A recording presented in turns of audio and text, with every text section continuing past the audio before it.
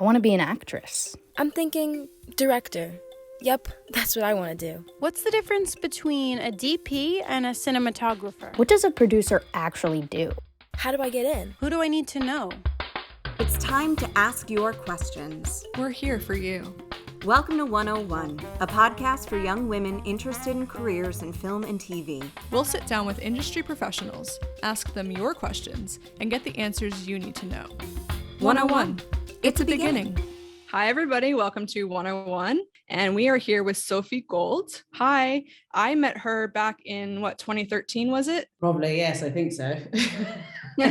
So, Sophie, tell us what you do and we'll go from there. Great. I am the executive producer and founder of Eleanor. And what I do, I'd like to say probably that I am a champion of directors and creativity and craft as a whole.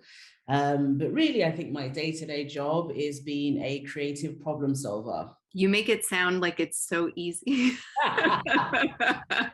And, I think Meredith and I both know that it is not. I'm a creative problem solver. I'm going to backtrack a little bit because I love the way you frame that out. So you founded Eleanor. Tell us what Eleanor is. So Eleanor is a production company. I like to say a high-end boutique production company that champions both creatives and creativity. We focus on craft and working with directors that have taste. And I think that, I often get asked, how do I pick directors that I want to work with and I want to bring onto the Eleanor roster? And it's mainly to do with directors that I see something in their work, that they have a taste, whether it be in, production design or art direction or camera techniques or visual effects, but they have this taste that puts together a story in a unique way that is incredibly creative and craft focused. I started Eleanor because I wanted to have a shop that put directors, creatives first, and that also wanted to create work that we were all proud of. We get our name not from Eleanor Roosevelt, which most people think, but actually from the figurine on the Rolls Royce. It was sculpted after a woman called Eleanor, and the sculpture also has the name The Spirit of Ecstasy. And I wanted to give our directors and our clients that we work with that spirit of ecstasy when we do a project together. And the second part of our name means to shine bright, which is, if you look it up, what the name meaning of Eleanor is. And I spent my whole career shining a bright light on talent. I love the meaning of Eleanor. I love how much thought went into it. And, just something that's so focused on the creative process and the creative people that make these amazing projects. It's such a credit to you for having that vision. So can you dive in a little bit deeper on creative problem solving? Because I love that framing because I think it's so appropriate. Can you tell us a little bit more about that? Yes, I can. Gosh, it kind of runs the gamut. I mean, whether it's turning around a project within a week, like we just did for Call of Duty, which is a full up production design heavy job where we had to recreate scenes from Scream for Call of Duty's Halloween launch, or it's figuring out where we can shoot a car commercial that has snow in the world, or it's figuring out how we can shoot a commercial that has to have a camel, but we can't bring them to where we want to go to. So shooting them on stage, or in fact, with this one particular project, we decided to shoot at, or part of it at the Dumont Dunes, because instead of having post put in, the sand dunes in the back, we went to the dunes. So I mean, it's just basically, taking an idea and creating worlds wherever they are for our clients. How do you curate these artists and creatives? How do you find them? How do they find you? I'm a stalker. I mean, I look for directors, or I discover directors anywhere. It could be doing a Instagram deep dive which I love to do because everyone puts their work up on Instagram, and I encourage directors that are coming up to definitely, keep their Instagrams updated. It could be on Behance, it could be if I'm watching a TV show, and I really love the production design or the techniques, or just I resonate with the work, I will track down the director. It could be if I see a POS system of some video work. I'm inspired every single day. If something resonates with me, then I look to talk to that director and see, what their goals and, what excites them, and kind of see if something can be done. That's amazing. Yeah. I kind of want to backtrack a little bit and find out how you got to where you are now. And when we met at the Station Media down on Houston and Varick, we were both doing some different things than what we do now. So first, like, how did you know this is what you wanted to do ultimately, and how did you get there? Prior to even being in entertainment, I used to be in the financial industry. And then I was living in London and just, got excited. I've always been excited by film and television, and just, again, building these really intricate and extraordinary worlds.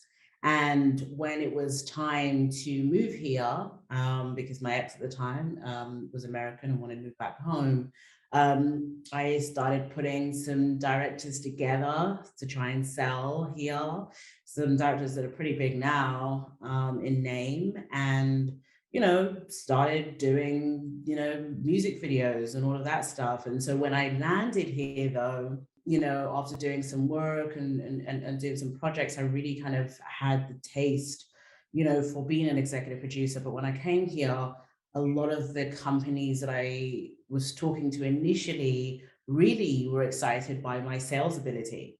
It seems to be a rare thing here, but even though I'm an executive producer that is focused on nurturing directors' careers, I'm a really, really good sales and marketing person.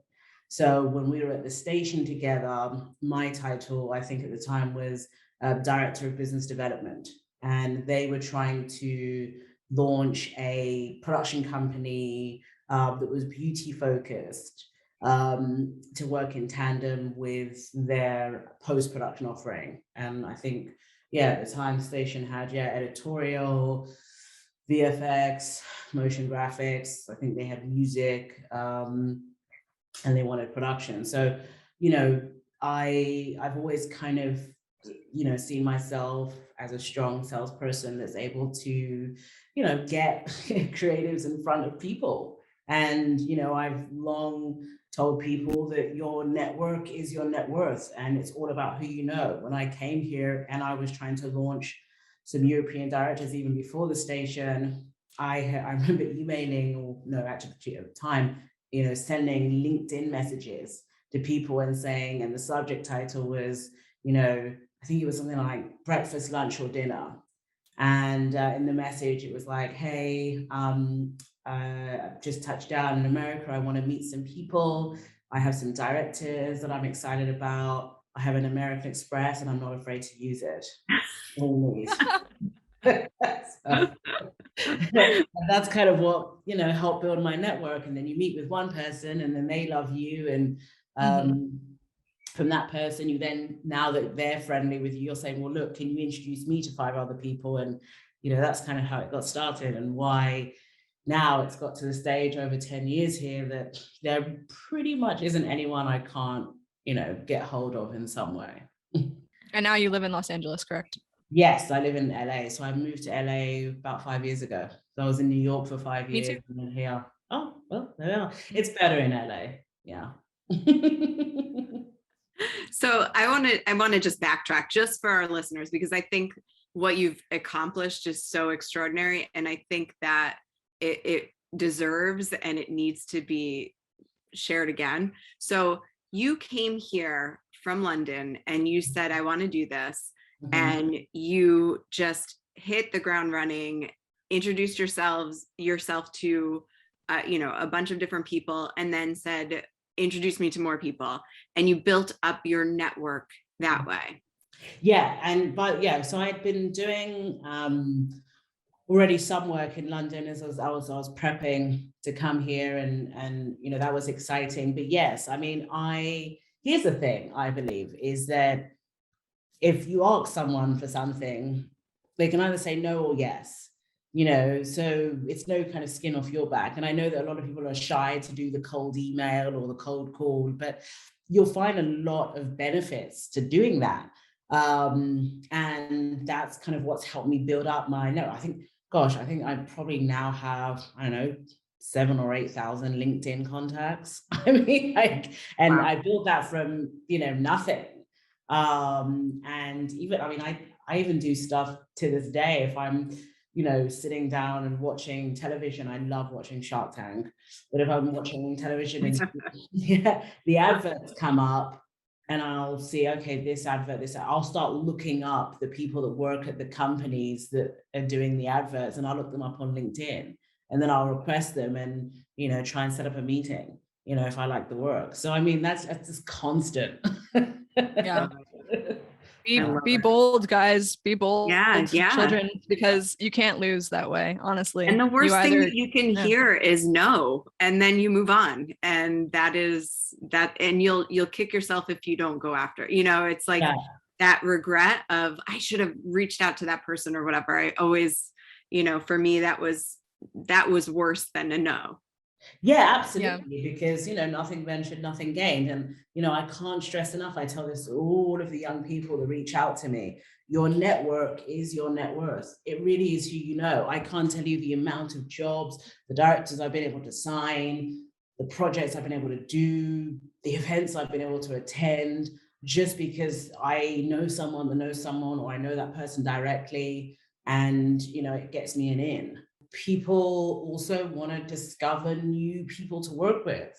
I know that there is, you know, some frustration in the industry that, you know, it's the same old people that get jobs, and, you know, and it's the same old people that are successful. But, you know, I'm not, you know, the exception. I feel that I'm very much the rule in terms of, you know, I started Eleanor, you know, and I'll be honest, it probably wasn't the best time, but actually it was the best time, because it was also a time where people were at home more. They were more kind of engaged in their email and LinkedIn, because that was their only way out in the world, because we were trapped in the house.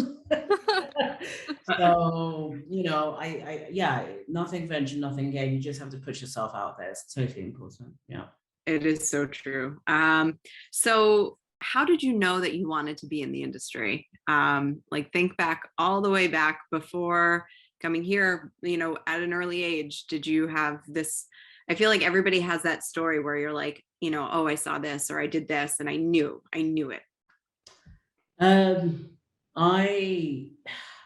It's weird. I'm just a cinephile. I've always been obsessed with film. I mean, if we want to go really way back, so I lost both my parents by the time I was 14 years old. And when I turned, I was like everybody else, you know, that was watching Sweet 16 on MTV or whatever it was, right? Where, you know, they would throw these big parties for their 60-year-old, they would get the keys to the car. Probably shouldn't watch American TV, but anyway, so my 16th birthday came up, and I remember waking up that morning, and nobody in my family, was my uncle and everybody, nobody had wished me happy birthday. And I was just like, I wonder, like, if people have forgotten. And the day just kept going, and there was no gifts, and there was nothing, like no acknowledgement that I was 16. So the end of the day, it must have been around 6 or 7 p.m. It was nighttime. I went into my mum's old office that my uncle was in, and I was like, hey, it's my birthday. And he's like, well, happy birthday. And I'm like, well, I didn't get a gift. And he said, well, here's £5, go to Blockbuster. And Blockbuster used to be a place that you could rent the latest movies and whatever else before Netflix, and, you know. And so I went to Blockbuster, but as you may know, you can't really get the latest movie for £5. I think they were kind of more like 12 or 13 pounds or whatever. So I kind of, you know, browsed the £5 section, and I was just able to afford Moulin Rouge, which is that film. And I remember putting it on and watching it and just crying because it was so horrible. I just lost my mum 2 years prior and felt very much like the courtesan, marginalized. But what kind of also happened at that moment is, even though I kind of started off by crying and just feeling sorry for myself, I also loved how this film allowed me to escape, from, my perceived, difficulties for, 2 hours. And that kind of is when I realized that this ability to be able to tell a story and perhaps help somebody else that, maybe is feeling low or alone, could be quite amazing. And that's really when my obsession with film kind of came, and then television afterwards. But still, I didn't, go directly, into the industry. My first job actually, so after I turned 16, I knew I had to leave home. So I went down the road to McDonald's and I got my first job. My boss at the time, he would, give me little commissions. He would say, for the people that you upsell, I'll give you a little commission. And then he said to me, look, there's an opening for the party manager, upstairs to do the McDonald parties. And I was like, okay, I can do that. More money, that's fine. And I remember standing at the entrance as I would see parents come in with their little kids and like, hey, do you want a McDonald's party? And I got them quite busy, which is fun. But after a while, kind of the job became quite tedious and kind of didn't really want to work at McDonald's anymore. So I started looking in what's called the Metro newspaper, in London, for jobs. And I saw this job to be kind of an events person for this company that taught people how to invest in the market, like stocks and, whatever. And so I was like, well, okay, they're looking for someone that's, sales focused. I can do that. So I did, and I got the job and, then taught myself how to trade. So I was a trader for a while. That's how I kind of ended up in the financial industry and, did really well. But it was always still in the back of my mind that like how much the Moulin Rouge had touched me. And I would just watch anything and everything. I mean, I would spend weekends just watching movies and loved watching the Oscars and loved seeing all the talent that was out there. And, as I kind of was coming out of being more of an active trader and more on the speaking circuit, it's when I really met the first person who at the time was like, came to one of my talks and, she was like, oh, I have a boyfriend who's a director, but he doesn't know how to sell himself. Oh, I can do that. Oh, like maybe I know people at Sony, maybe, and just reached out and they started doing music videos. Do you know what I mean? And like that's kind of how it started. So it's like I didn't, go to film school and choose it. It's really been based again on the people that I know, and the person that I had met at Sony was someone that I had just randomly had a drink with, at a pub. You never know. That's crazy. A video commissioner. So, that's kind of how things got started. And then, when it was time to kind of move here, kind of use the same kind of way of doing things, which is really just to get to know people. So a bit of a long-winded story, but that's kind of was my journey a little bit. I think that it was a really important story because not everybody goes to film school. I didn't go to film school, and I think it's important for young women, especially, to know that you don't have to go to film school to be in this business. You don't even have a college degree. It's just like there are so many different journeys. And that's one of the things that Meredith and I really want to highlight, because not every journey is the same. And, it doesn't mean that like you can't be successful. You can be very successful, obviously. And everybody's journey. Exactly. I know that you basically oversee the projects that your company has. Yeah. What are your sort of day-to-day responsibilities? Well, basically I live on Zoom. If I'm not doing creative calls with directors, I am doing calls with agencies about projects that are coming up, or I'm doing strategy meetings with the sales and marketing team or the content team, but when a project comes up, yes, I oversee it from start to finish. If a director gets bid on a project, I then work with them as they're writing and putting their treatments together. I'm reading everything. I'm cross-referencing with stuff that was said on the calls. We're brainstorming, we're figuring out kind of the best approach. I'm then working with the bidders to put together the costs of the job. I'm then at the same time, interfacing with the agency producer creatives. And then, the project is kind of put in a nice package. And then, we're doing more calls on Zoom, and then the director goes through the treatment. But, I suppose day to day, it's kind of all of the above. It's, working with the directors on their treatments, it's working with the sales team on other projects.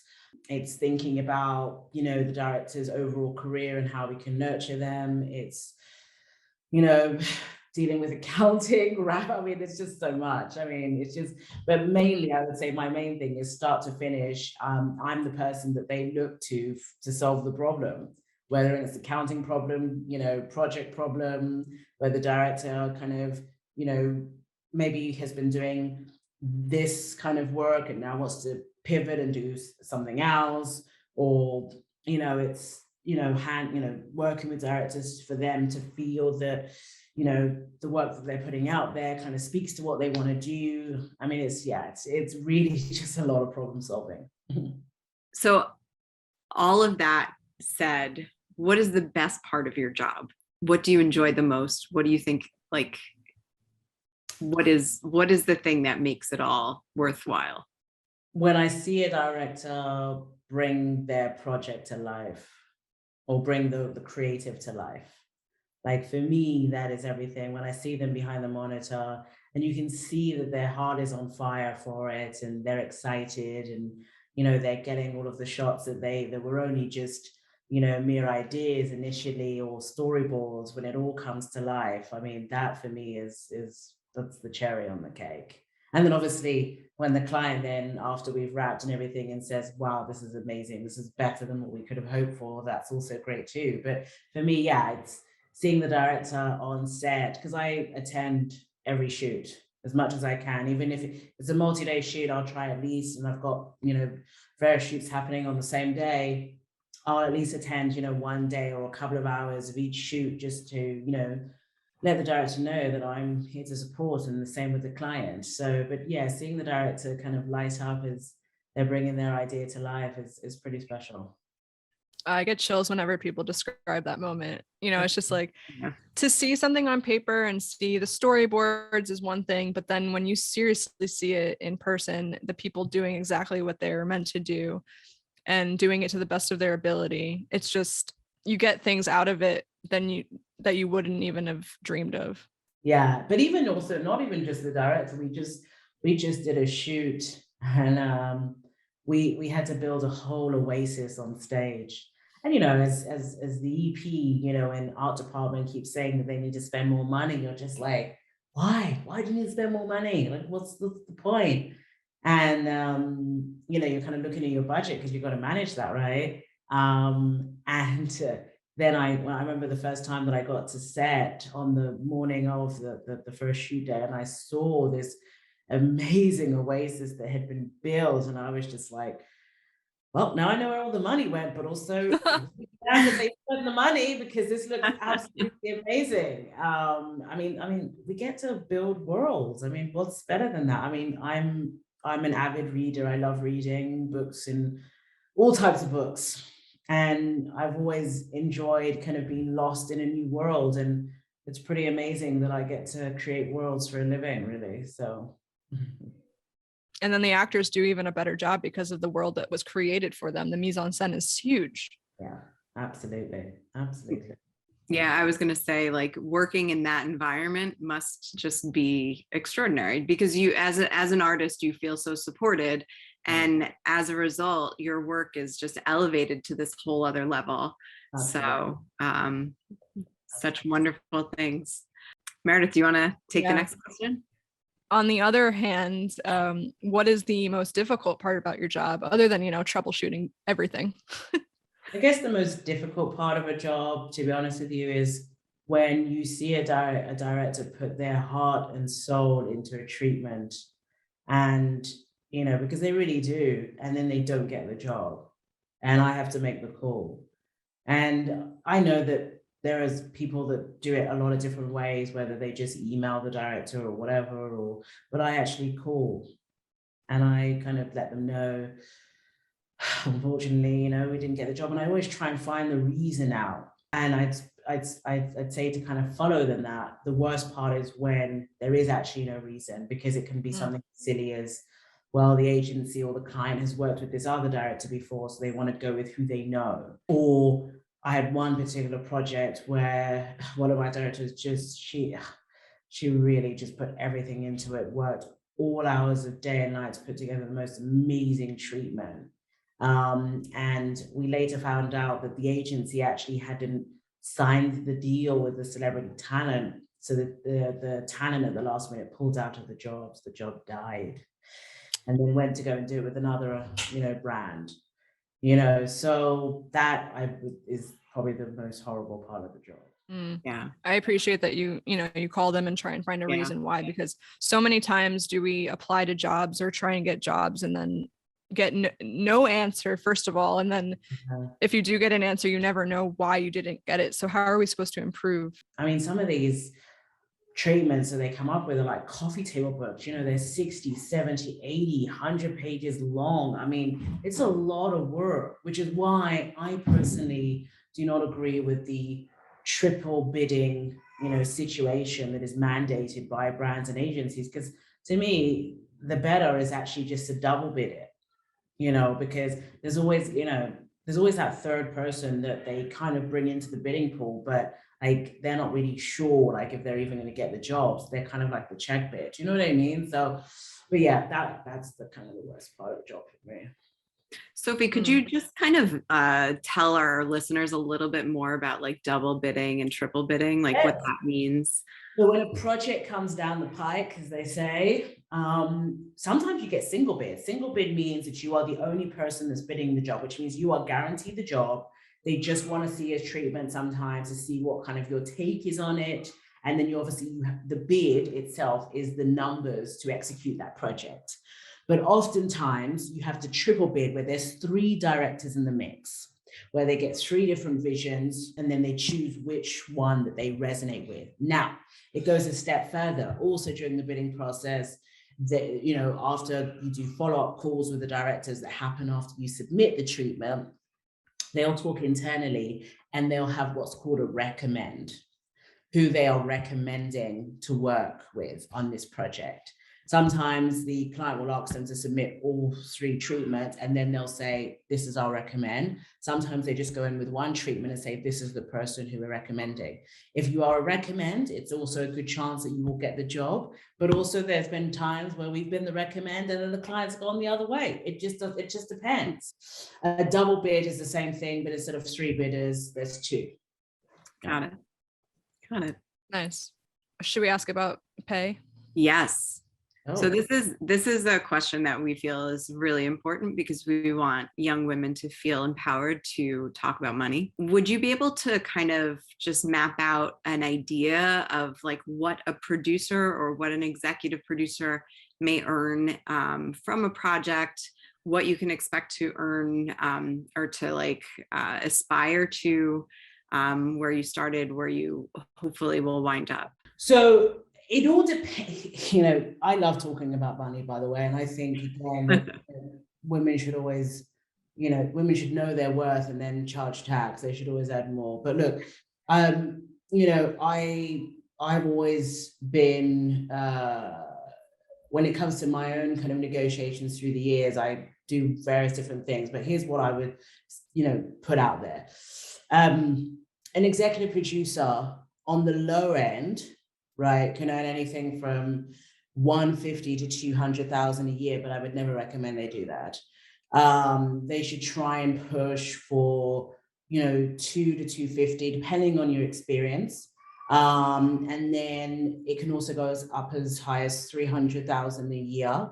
And then it really then depends on what kind of executive producer are they looking for. So someone like me, I was an executive producer at the time when I was working for people that could easily command 250 to 300,000 a year. But I always pushed for profit share because if I'm the one that's responsible ultimately to drive sales and revenue, and on top of that, sign directors that are able to do so, then I need a little bit of the pie. I can't just be a day player. But there are also a lot of executive producers, specifically in America, where you do have reps that work on every territory, that they are just, as you call them, maybe the like producing executive producers. So they wait for the reps to bring in the jobs, the boards, then they help with the bidding and oversee the treatment process. And then when the job awards, they execute. So they're more of a producer's executive producer. Mm-hmm. I'm more of a sales executive producer / managing director. A line producer, for example, that is hired by the executive producer to basically protect the line of the job and basically do the day-to-day producing and making sure that the cameras and everything and the locations and all that's ready. Normally they're about 1,200 a day. That's if you're freelance. A head of production, a job which is responsible for, a lot of the bidding, dealing with unions, because specifically in LA, we're very much a union town. They are about normally 150,000 a year. So between 135, 150 for a head of production. For producers, it depends. Some production companies have them. Producers can be, anywhere from, as low as 50,000 a year, all the way to 75, 100,000 a year. If they're, on staff producers, and depending on what their roles are. And then you've got your, coordinators, and it all depends. I mean, the great thing, to be honest with you, about this industry is, although there are certain benchmarks for earnings, if you're able to put together a nice enough pitch, you can be able to command whatever, salary you want, at the right place. I would say to your listeners too, never, ever, ever accept the first number when they submit you a job offer and they say, okay, we're going to give you 100,000, always counter, because remember that your company is probably billing you out at way more than they're charging you. So there is definitely room for negotiation. Did you hear that, even in the ladies? freelance gig? Yes, always counter, always. Mm-hmm. Okay, one major question that we have to ask you is, what do you feel needs to change in the industry as a whole or in your own sector? I feel that what needs to change is the perception around or knowing that there is a difference between lack of opportunity and lack of talent. I feel that way back when the directors of note were coming up, there wasn't a lot of them. So people focused more on their talent versus what they had done. But now we seem to have kind of gotten into a bit of a malaise that, when asking for reels from production companies, producers, whatever, will say, but have they done this spot? I don't see it on their reel.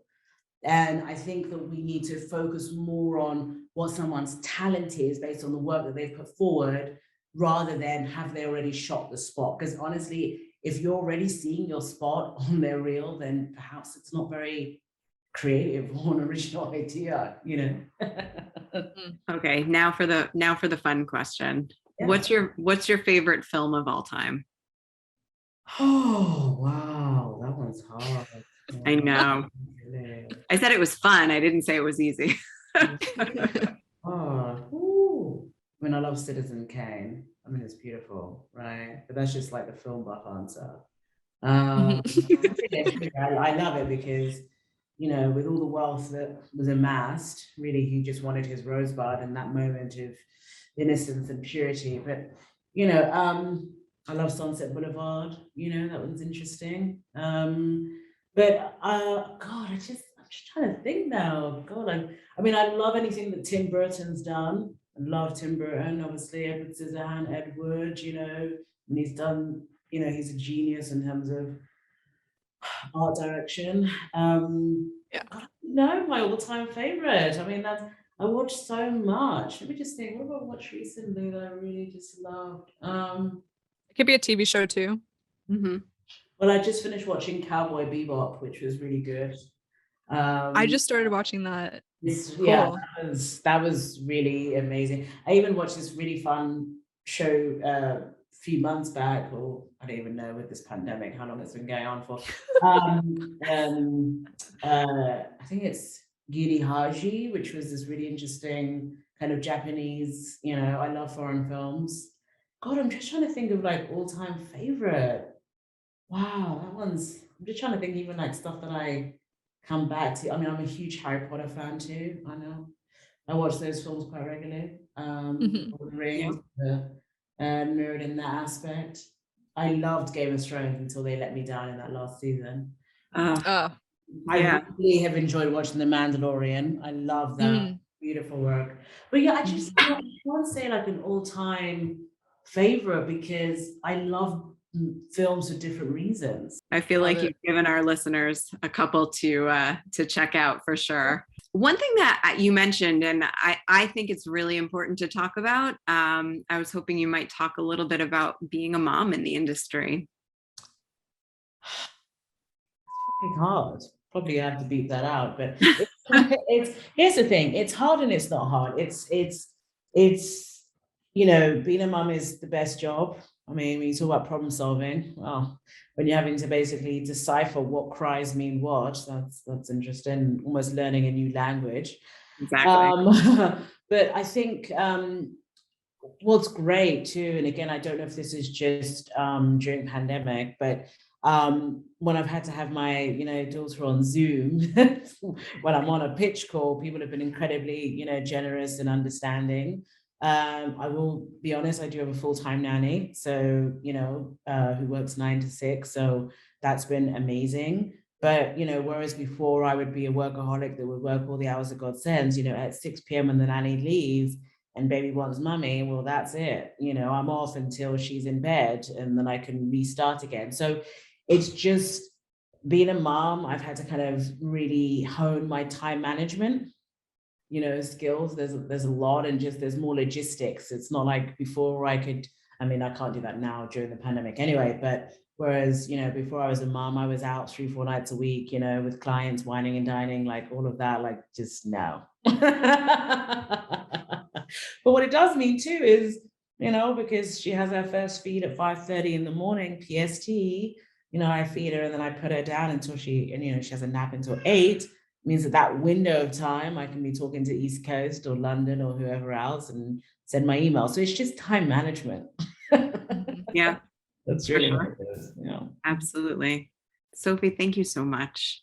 This was Yeah. so wonderful. I was so excited for this interview because Meredith has said such wonderful things about you, and of course she was right on the money. You have so much experience to share with our listeners, and I think so many young women are going to be not only inspired but just like have a fire lit underneath them, and they're going to go after so many different things because of you. So thank you so much. You're too kind. Well, thank you. Yeah, just know your worth, my darlings who are listening, and if you've got any questions, hit me up on LinkedIn.